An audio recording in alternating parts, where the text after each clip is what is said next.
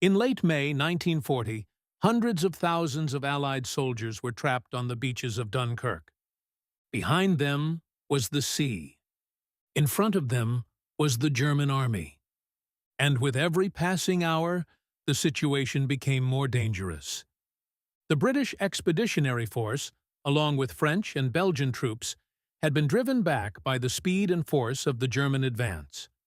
German armored divisions had broken through France, reached the Channel coast, and trapped a huge Allied force in a shrinking pocket near Dunkirk.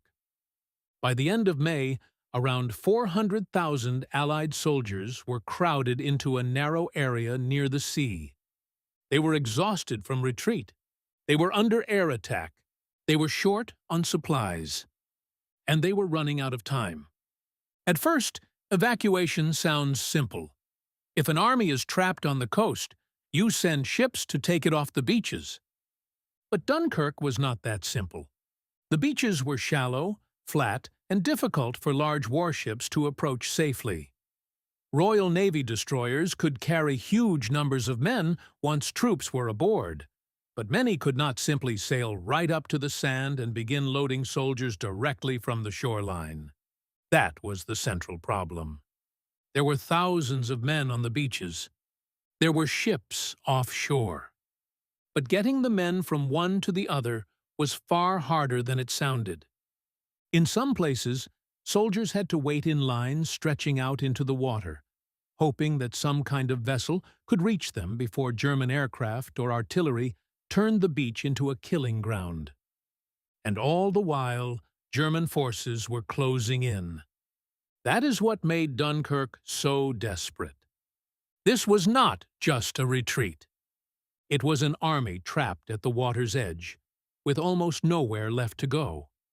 If the evacuation failed, Britain risked losing the core of its trained army.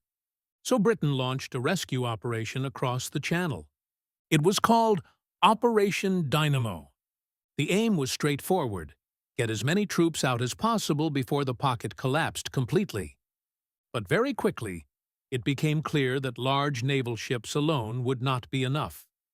They were essential for carrying men back to Britain. But the real difficulty was near the shore. That is where the small boats became so important. Over time, the evacuation became famous for what were later called the little ships of Dunkirk. These included fishing boats, lifeboats, pleasure craft, ferries, river boats, motor launches, and many other small civilian vessels. Some were crewed by civilians. Others were operated by naval personnel. What mattered was that they could go where larger ships struggled. They could move into shallower water. They could get closer to the beaches. They could pick up soldiers directly from the shoreline or ferry them out to larger ships waiting farther offshore. That made them a vital link in the evacuation. In many cases, the process was not simply beach to Britain, it was beach to small boat to destroyer or transport. Then across the Channel. Without those smaller vessels, many soldiers might never have made it off the beach at all. And that is what makes the Dunkirk story so powerful. The rescue did not rely on warships alone. It also depended on ordinary boats that had never been designed for a battlefield. Fishing boats, pleasure craft, small wooden vessels. Civilian craft suddenly playing a role in one of the most important evacuations of the war. On the beaches, the conditions were harsh and chaotic. Soldiers waited in long lines exposed to enemy attack. Smoke drifted across the sand. German aircraft attacked from above. Every explosion increased the pressure. Every sinking vessel made the rescue more dangerous. And yet, the evacuation continued. Boat after boat crossed toward Dunkirk. Boat after boat returned with more men. And every successful trip bought more time for those still waiting on the shore. The small boats were not the whole story, but they were a crucial part of it. Larger ships carried huge numbers once troops reached them. The smaller craft helped solve the immediate problem of shallow water and difficult access near the beaches. That is why these boats became such a lasting symbol of Dunkirk. They represented adaptation under pressure.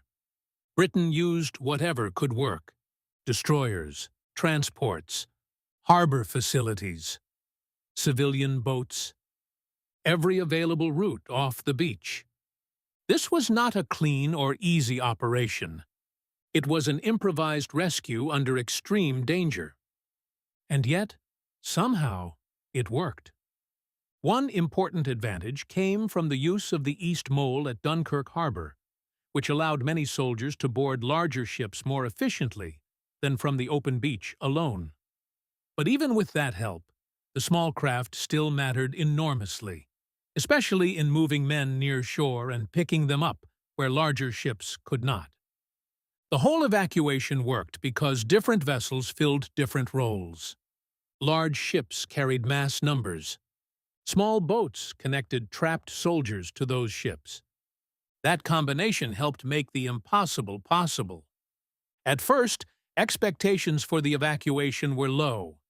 Many believed that only a small portion of the trapped force could be saved. But the numbers kept rising. Tens of thousands were evacuated, then more, again. By the end of Operation Dynamo, more than 300,000 Allied troops had been rescued. That included large numbers of British soldiers and many French troops as well. In military terms, Dunkirk was still a retreat.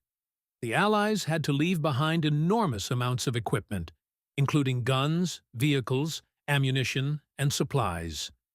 They had not won a conventional victory, but they had avoided something far worse. They had avoided the destruction or capture of a massive army. And that mattered enormously for the rest of the war, because Britain still had soldiers who could fight again. That is why Dunkirk became so important in history.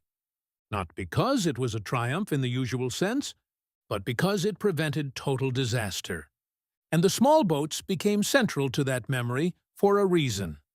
They helped solve the most immediate and practical problem of the evacuation: how to reach soldiers stranded on shallow beaches when larger warships could not do the job alone. That image stayed with people. Hundreds of thousands of men at the edge of the sea. German forces closing in. Large ships waiting offshore. And small boats moving back and forth through dangerous water to help bring an army home. It was not a perfect escape. It was not a battlefield victory. But it saved an army. And in 1940, saving that army changed everything. If you want more hidden and unbelievable war stories, subscribe to Hidden War Stories. Because some of the most important moments in war are not the battles that were won, but the disasters that were narrowly avoided.